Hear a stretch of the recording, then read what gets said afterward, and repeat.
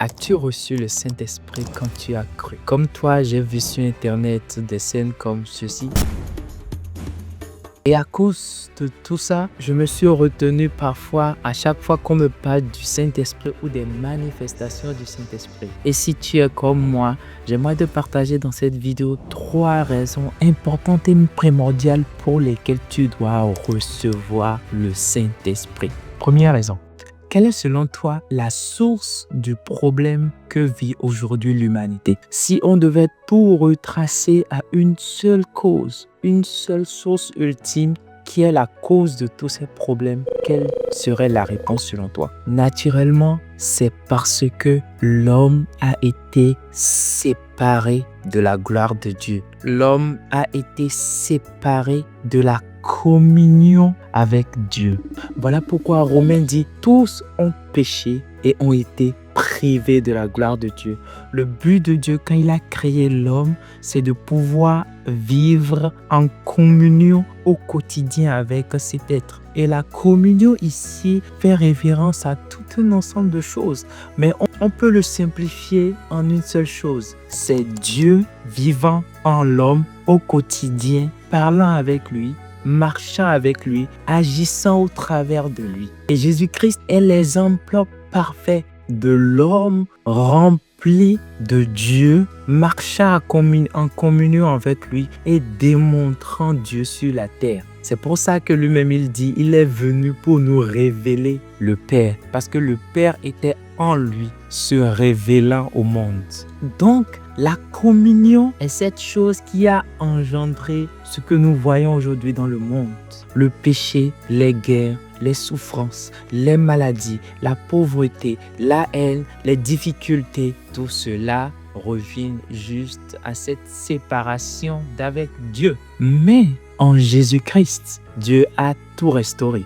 Et pour rétablir la communion avec l'homme, pour pouvoir vivre en l'homme, marcher avec l'homme et se faire démontrer à l'humanité par l'homme, il nous a donné le Saint-Esprit. C'est pour ça que l'apôtre Paul va dire dans 2 Corinthiens 13, verset 14, que l'amour de Dieu le Père, la grâce du Seigneur Jésus-Christ et la communion du Saint-Esprit soit avec vous.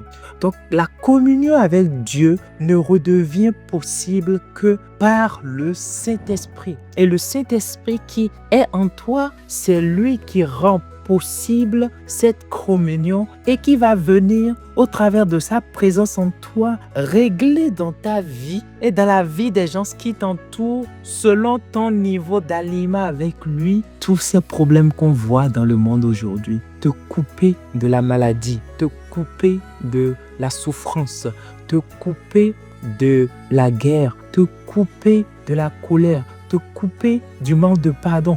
Tout ça n'est possible que par le Saint-Esprit.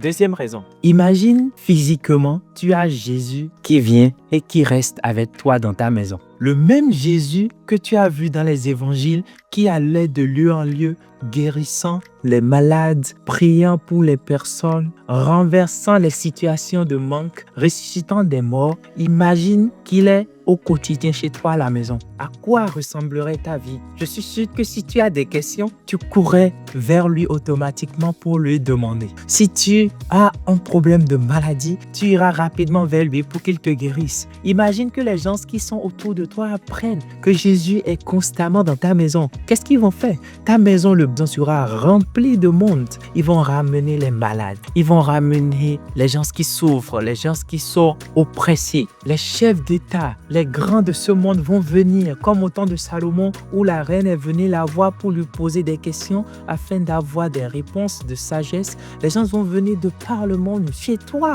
à la maison pour pouvoir poser des questions, pour pouvoir avoir de la lumière. Imagine quelle serait ta vie si Jésus-Christ lui-même était assis dans ta maison aujourd'hui. Prends juste 2 secondes, faites cet exercice, ferme les yeux. Imagine le plus grand problème que tu as dans ta vie et imagine que Jésus est à côté de toi physiquement et que tu peux te retourner vers lui et lui poser la question et il te donnera la réponse ultime. Ouvre les yeux. Ce Jésus peut être là maintenant si tu le veux. Et c'est le Saint-Esprit. Et je vais te le montrer par la parole de Dieu. Regarde avec moi Jean 14, verset 16. Jésus va s'adresser à ses disciples juste avant de partir. Il leur dit, « Et moi, je prierai le Père et il vous donnera un autre consolateur. Et il restera avec vous éternellement. » Le mot « autre consolateur » ici, c'est « allos parakletos ». Et « allos parakletos » veut dire une autre personne de la même nature et de la même qualité. C'est-à-dire que le Saint-Esprit, c'est Jésus sous une autre forme. Et voilà pourquoi Jésus lui-même va dire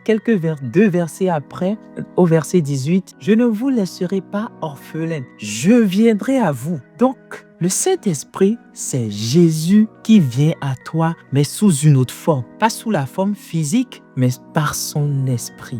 Donc, l'imagination que je t'ai fait faire, tu l'as à partir du moment où tu as le Saint-Esprit en toi. Voilà pourquoi tu dois le recevoir. Allons sur troisième raison.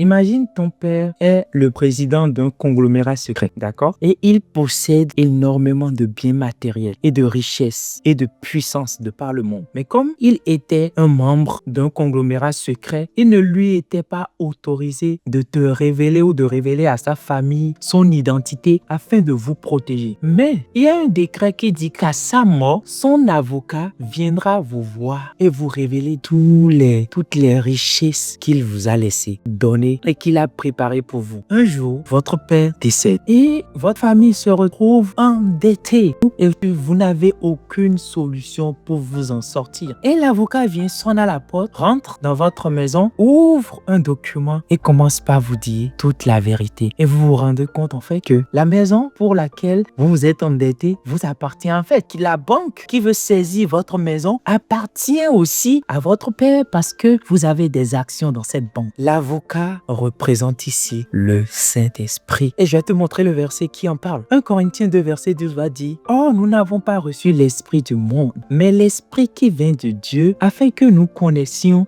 les choses que Dieu nous a données par sa grâce. » Ça veut dire que les choses que Dieu t'a données sans le Saint-Esprit, tu ne peux pas les connaître. Voilà pourquoi il dit, les projets que j'ai pour vous sont des projets de paix, pour te donner de l'avenir, de l'espérance. Mais il dit aussi, ce que l'œil n'a point vu, ce que l'œil n'a point entendu, ce sont ces choses que Dieu a préparées d'avance pour toi. Mais si tu ne reçois pas le Saint-Esprit, il ne pourra pas te révéler et apporter à ta connaissance ces choses extraordinaires que Dieu a préparées pour toi. Et comme dans l'histoire qu'on avait vue tout à l'heure, si tu ne connais pas ces choses, tu ne pourras pas les posséder et tu ne pourras pas vivre la vie que Dieu a pour toi. Voilà pourquoi tu dois recevoir le Saint-Esprit. Et voilà pourquoi Jésus lui-même va dire à ses disciples, restez à Jérusalem, demeurez là et vous allez recevoir le Saint-Esprit et la puissance d'en haut. Et c'est en ce moment que vous serez mes témoins. Tu ne peux pas vraiment être le témoin, le représentant de Dieu sur la terre sans le Saint-Esprit qui vient en toi, qui te donne maintenant la capacité de pouvoir vivre à l'extérieur les choses extraordinaires que Dieu a pour toi. Donc tu dois recevoir le Saint-Esprit. La quatrième raison, c'est que la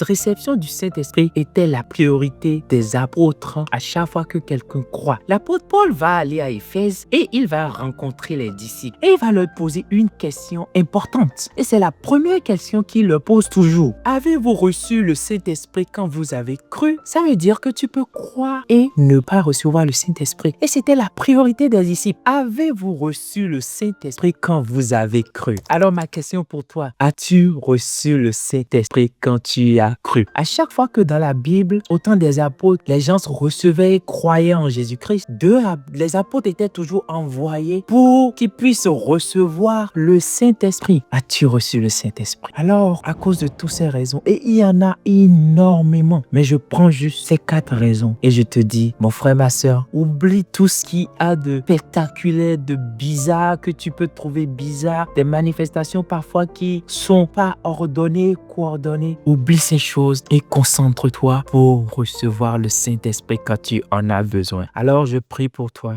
Père, dans le nom de Jésus, si mon frère ou ma soeur qui est devant moi n'a pas encore reçu le Saint-Esprit, dans le nom de Jésus, reçois le Saint-Esprit, sois baptisé du Saint-Esprit au nom de Jésus de Nazareth. Et que la communion bienfaisante du Saint-Esprit soit ton partage à partir d'aujourd'hui, au nom de Jésus. Amen.